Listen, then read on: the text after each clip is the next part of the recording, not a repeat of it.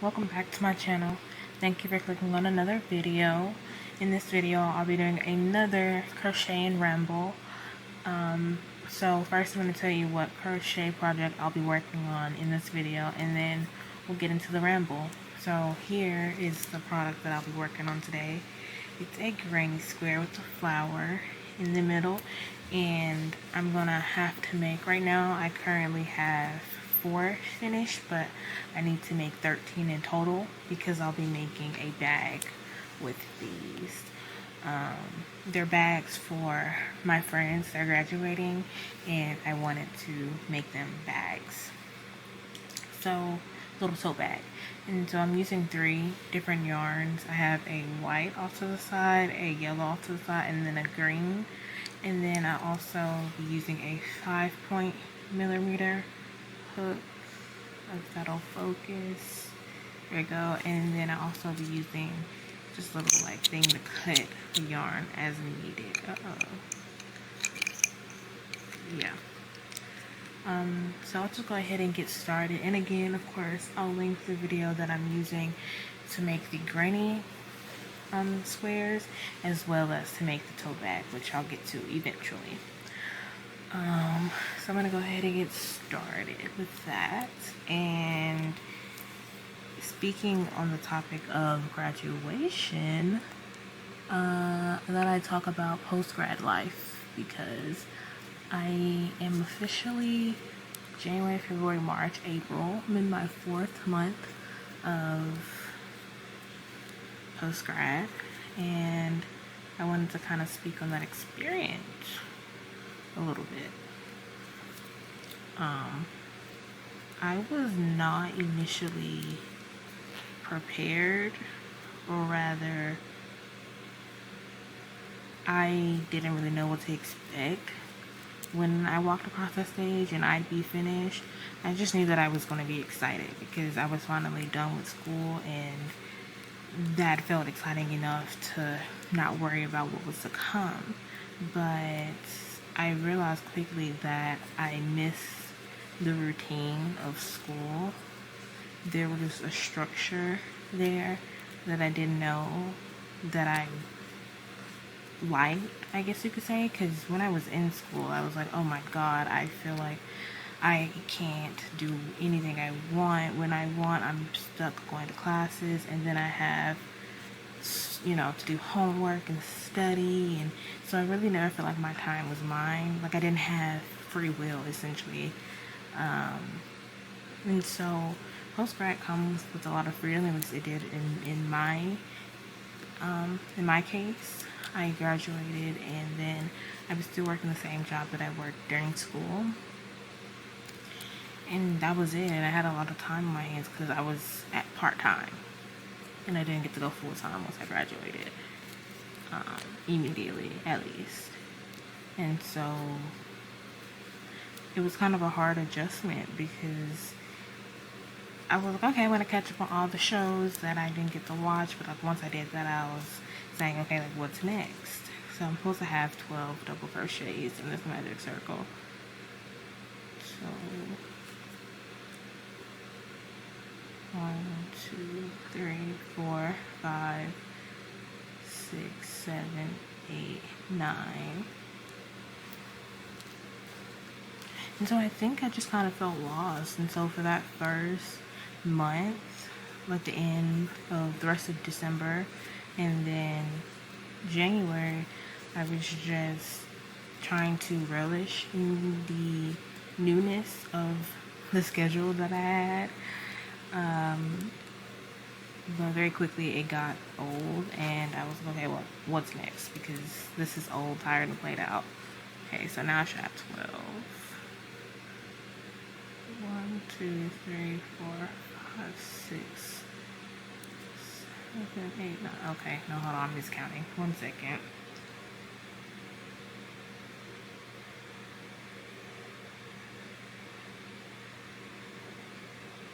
1, 2, 3, 4, 5, 6, 7, 8, 9, 10, 11, 12. Okay, so I do have 12.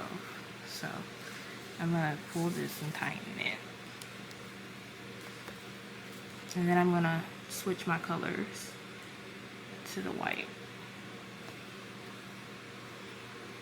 And so at this point, I've done all the stuff I wanted to do. I watched TV, I'm caught up on everything. It's like, what's next? And I think at this point, which I don't know is a normal thing, but I ended up being like, okay, you know, like, let's apply to new jobs, try to get something new and whatnot. And based on the job market right now, that did not yield itself to be easy. And I'm gonna cut the yarn of this yellow one. And so then I started questioning, like, did I even go into like the right industry? You know, should I like do something else? And so I started questioning, like, okay, well, what else would I be doing? What else would I like to do? And so on and so forth. And this is really hard to navigate. And so I started watching YouTube videos on post-grad, and it gave me some comfort. To just know that you're not alone, I think does wonders for someone, because it can be really tough thinking that you're in this for yourself. But when I looked on social media and I saw that a lot of people were going through similar things as I was, I felt a little bit more comforted. And so I just told myself to not make any impulsive decisions, because I might have a clearer head if I just give myself some more time. And so I really had to be grateful for where I was at in life. I mean, I graduated and I did have employment. Maybe it wasn't what I wanted, maybe it wasn't ideal, but I did have employment, which I felt like that's great given everything. And so that was like month 1, and then I started kind of taking it easy. I mean, I kind of stopped, you know, trying to like stress myself out, applying to jobs here and there, and just tried to get back to some normalcy. And so I started doing things that I was trying to keep up with in college that I just couldn't maintain. So working out, I started getting back into working out. I got back into trying to learn language, which I'll talk more about maybe in a different video. But just doing things that I really desired that I didn't have the time to do, that I was always complaining about, oh man, I just don't have the time to do these things. And so, yeah. And so now I'm 4 months in to post-grad. And I have friends graduating, and I told them, like, just enjoy it. So if you're in your last semester or you're just starting college, wherever you're at in that journey, just enjoy it. I know that that's easier said than done, but I would really recommend just being present no matter where you are at in life. Even me, I have to tell myself to remain present in this life, because I'm a goal-oriented person. And so when I felt like, okay, I walked across the stage, I got the degree, what's next?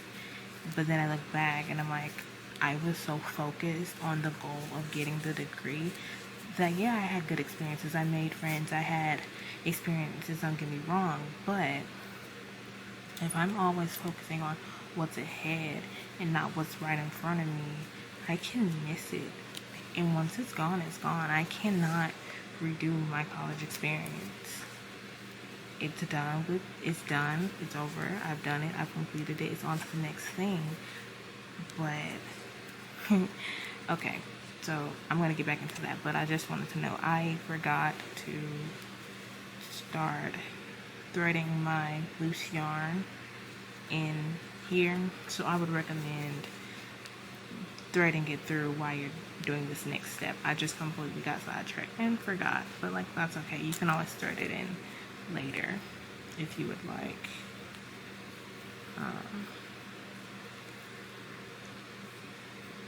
So yeah, I think I would just encourage people to live in the moment.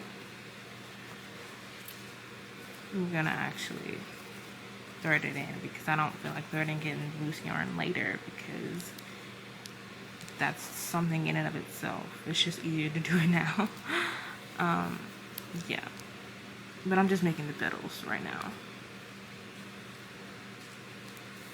But like I was saying, I'm just trying to learn how to be grateful for where I'm at, of course, but also to be present, because it's necessary and it's important.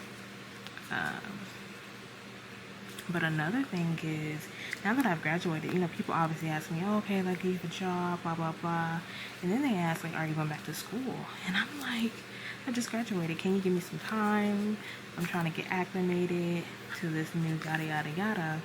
But I guess I would say never say never. Because I was totally anti, like, any further education after I graduated with my undergrad. But the job that I work right now, it's not something that I need to go back to school for, but I was just like, like, that's actually an option that I would actually like to consider. So yeah, if any of you are in college right now, my advice is to remain present, but to also put yourself out there. I know that this was something that I didn't want to hear when I was in college, but I think it can bite you in the butt if you don't do it, or don't at least try.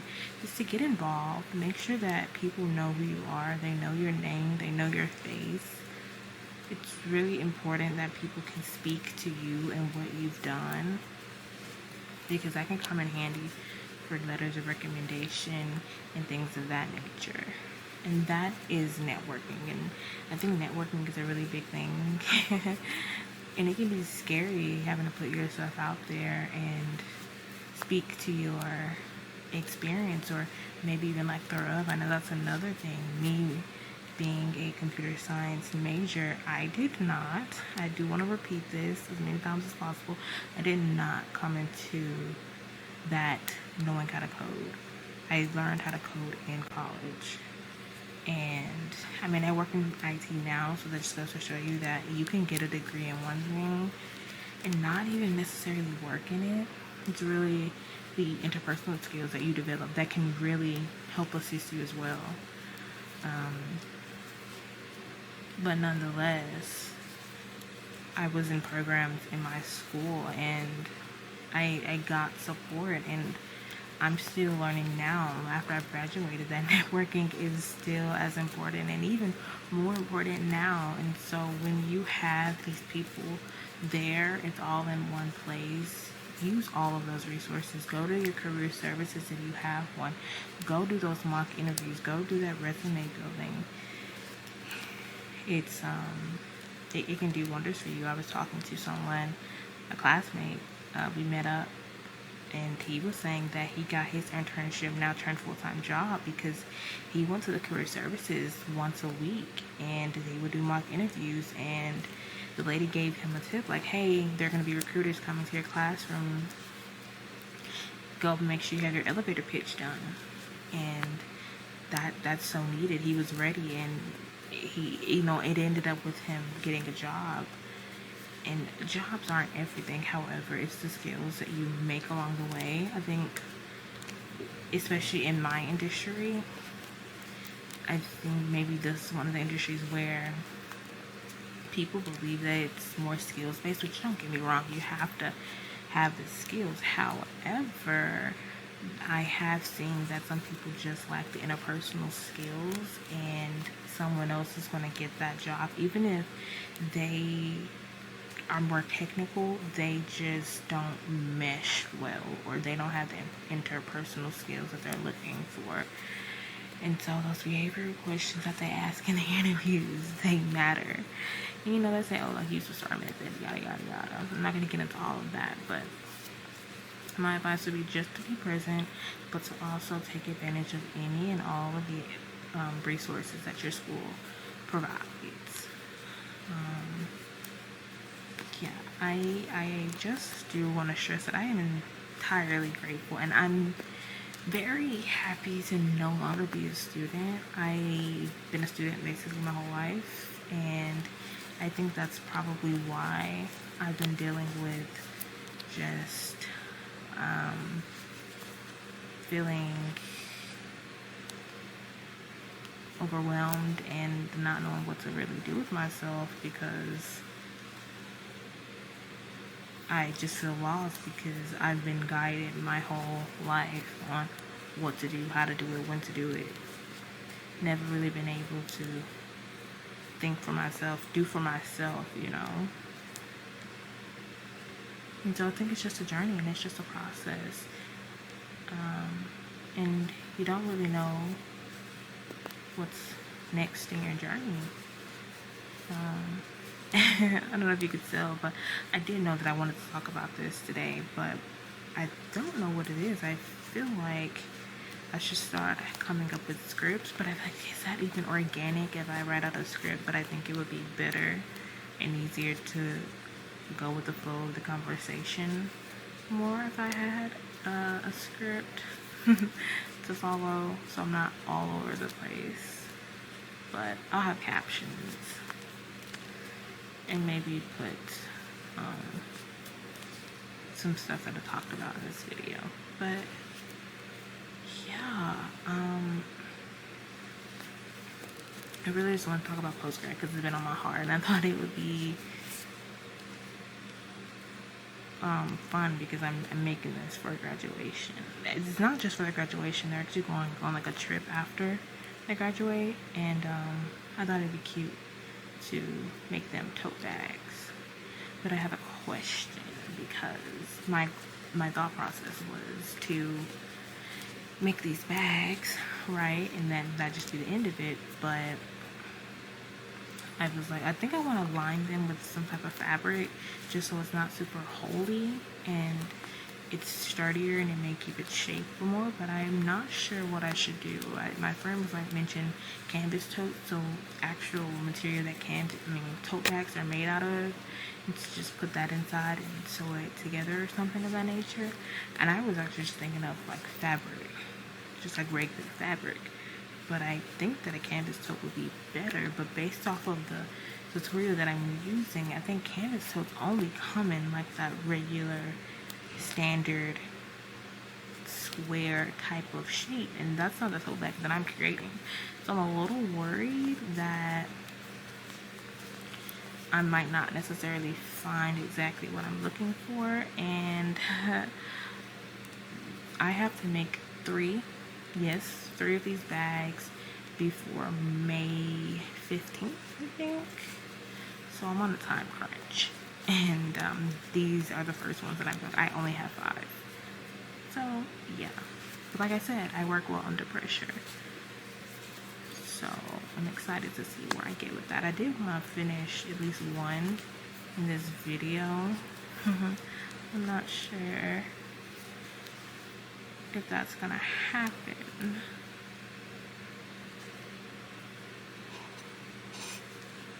But we'll see.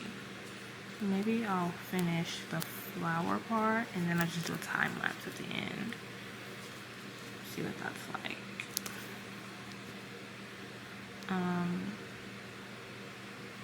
But in this process of graduating, I've been able to just get to know myself more.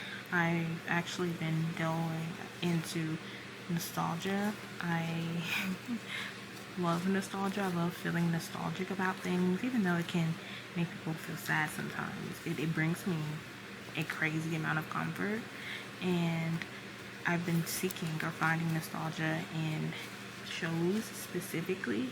So I've rewatched, and I'm rewatching The Fosters for like the 4th time, and I'm not ashamed of that. I love that show. I absolutely adore that show, and I will rave about it. And anytime someone needs a show recommendation, I might just slide that one in there, because I was actually watching it as it was coming out, so it was out, and then I watched it, and then I got caught up, and it was like the last season, and so I saw like season 5 live, like as it was coming out, and my heart broke when the season finale, like the final episode of the show came out, because I just couldn't believe that it was over. So I've been watching that. What else have I been watching? I've been listening to a lot of music from like back then. I'm a 2000s baby, but like 2010 music. Rita Ora, that song Wild Ones, love that song. Or Zed, Clarity, that's another great song.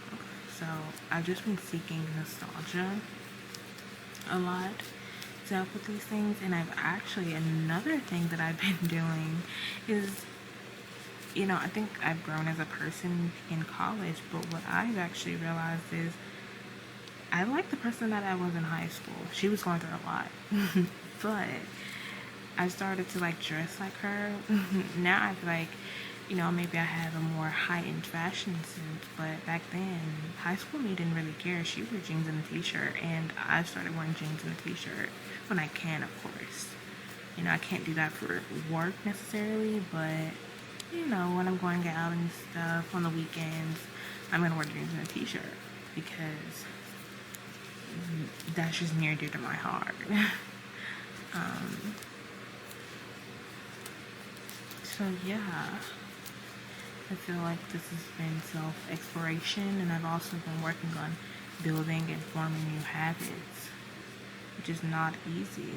So I've been trying to be more disciplined and to do things that feel hard in the moment but will be worth it in the end. I think working out is a great example of that. I used to work out. I started working out a whole long time ago. That's a whole story in and of itself.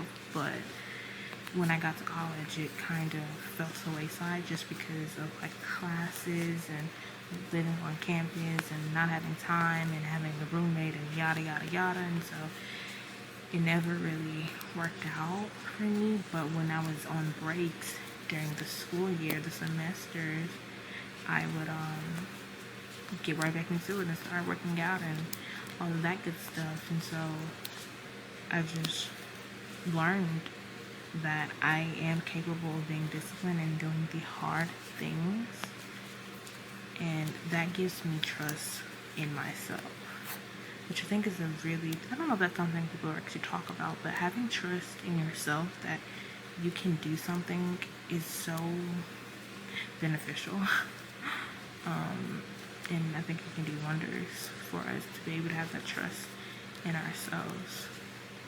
And so now I just slip stitch back into it.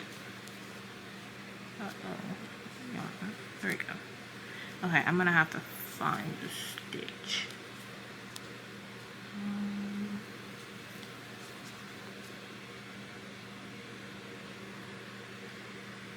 Let me see.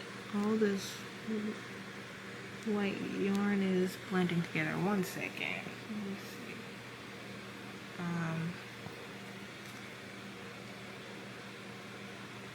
Yeah, this yarn is blending together really badly, but I found this stitch. And then I just slip stitch it, and then I go to my next yarn, which is the background, the sage green color. My friend, she loves her some sage green, so we're gonna do sage green for her. And then I just pull it through, chain 2, and then pull that white yarn, and then I can cut it. Okay, this video is getting way too long. I don't know how this keeps happening because I don't intend for these videos to be this long, because they just aren't, because I love to talk. But I'm gonna probably do a time lapse of the rest just so you can see it if you care, if that's interesting to you. But that'll be all for this video. Thank you all so much for watching, and if there are any topics that you'd like for me just to talk about, mention, if I have any experience with anything of that nature, just go ahead and leave that down in the comments and I'll get to it eventually. Thank you for watching. Until next time. So I didn't get the chance to actually do a time lapse of me making a complete granny square from start to finish. I also didn't get a chance to finish the bag before uploading the video this week, but once I do finish that bag, I will share the final results. So just wait for that. Thank you.